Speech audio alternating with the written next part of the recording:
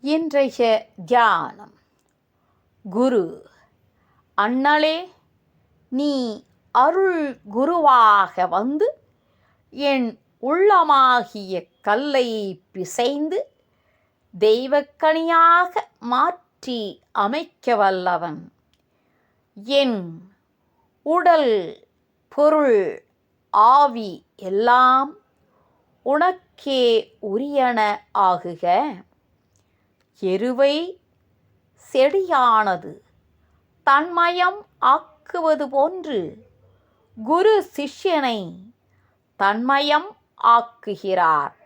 அவர் கருணையே வடிவெடுத்தவர்.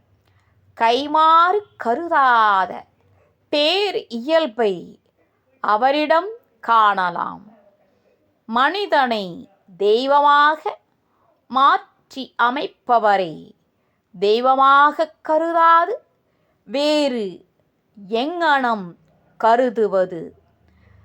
தந்தை தாய் ஆவானும் சார்கதி இங்கு ஆவானும் அந்தமிலா இன்ப நமக்கு ஆவானும் எந்த முயற்தான் ஆகுவானும் சரணாகுவானும் அருட்கோணாகுவானும் குரு.